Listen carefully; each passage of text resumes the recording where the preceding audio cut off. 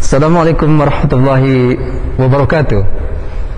Pemirsa yang dimuliakan Allah Subhanahu wa taala, khususnya untuk mempelajari tata cara membaca Al-Qur'an, juga untuk mengetahui tentang Al-Qur'an dari berbagai macam aspeknya, dan insya Allah manfaatnya banyak, bukan hanya di dunia sampai akhirat. Terima kasih. Wassalamualaikum warahmatullahi wabarakatuh.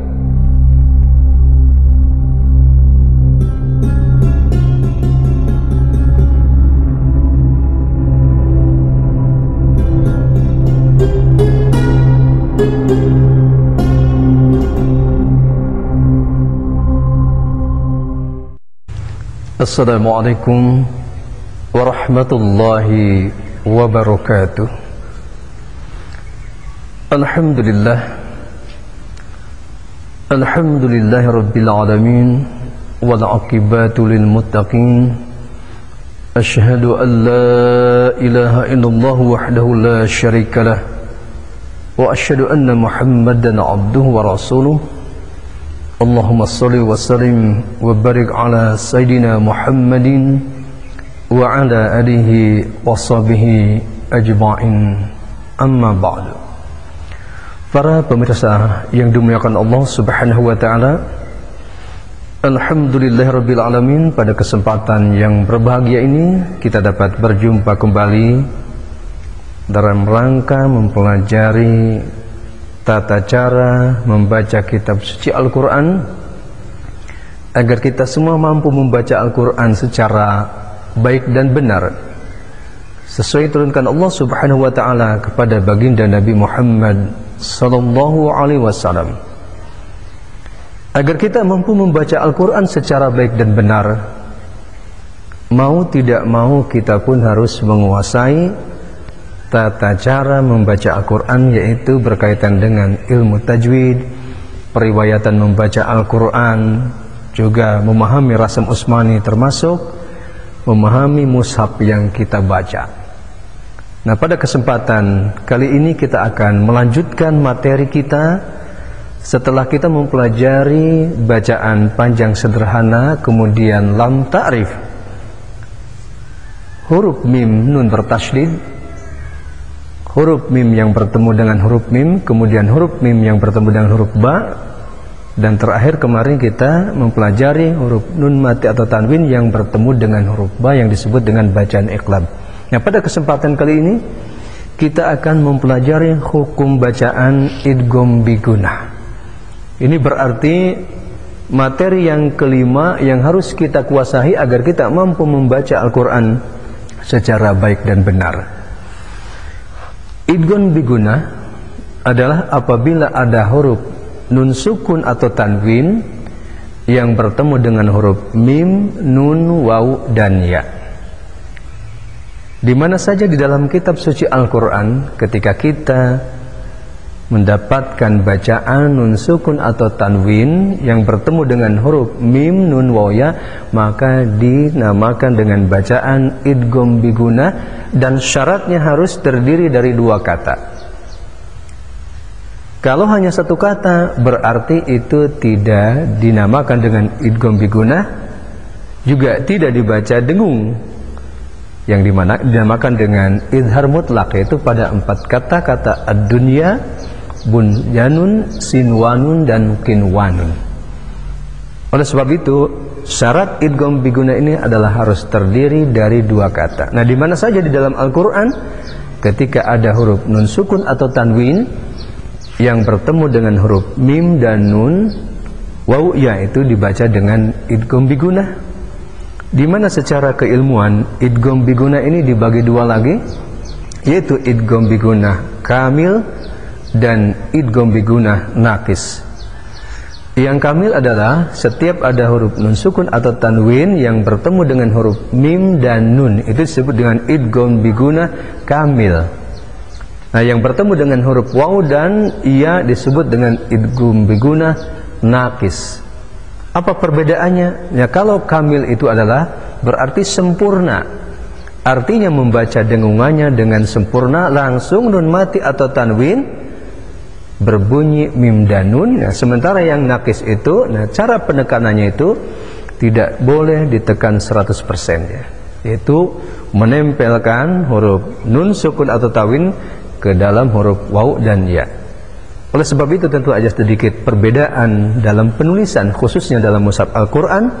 Rasm Utsmani pada huruf mim dan nun itu ada tanda tasydid, sementara pada huruf waw dan ya tidak ada tasydidnya.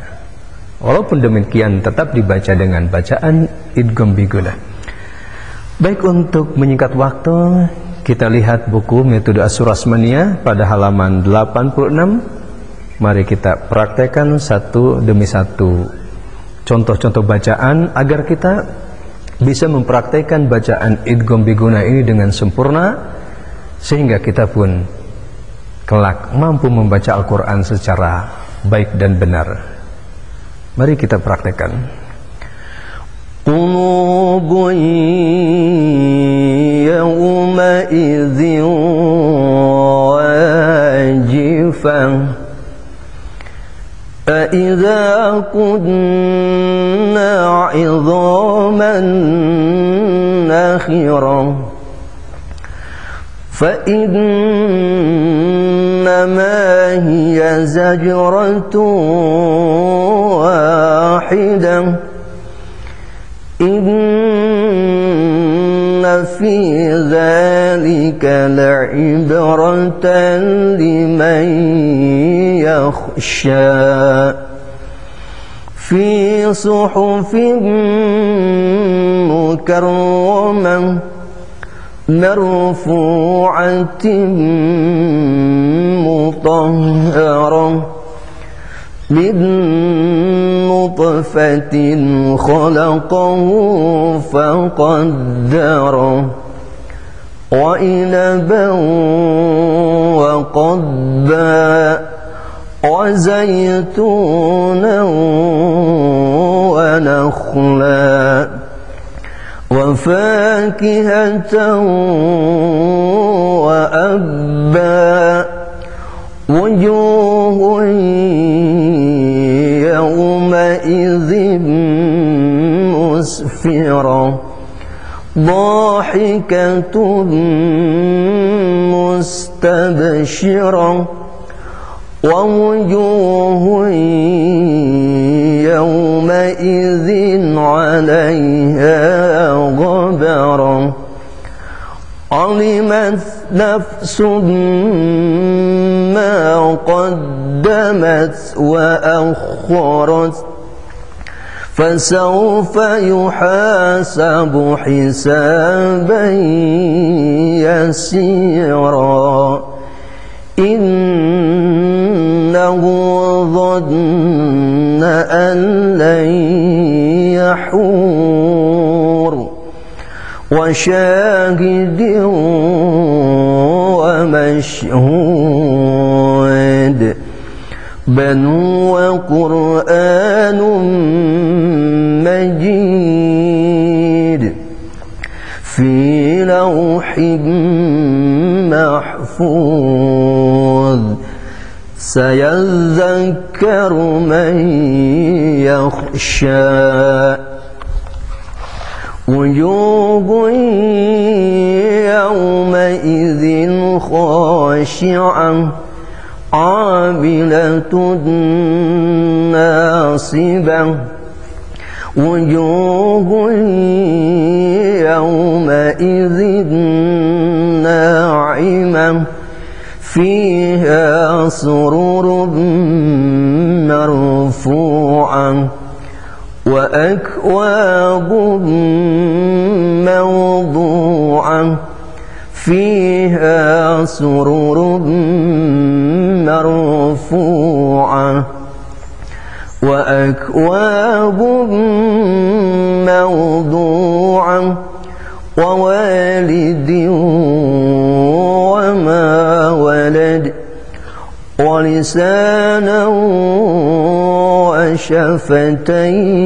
وشفتين عليه نار مؤصدة ونفس وما سواها في عمد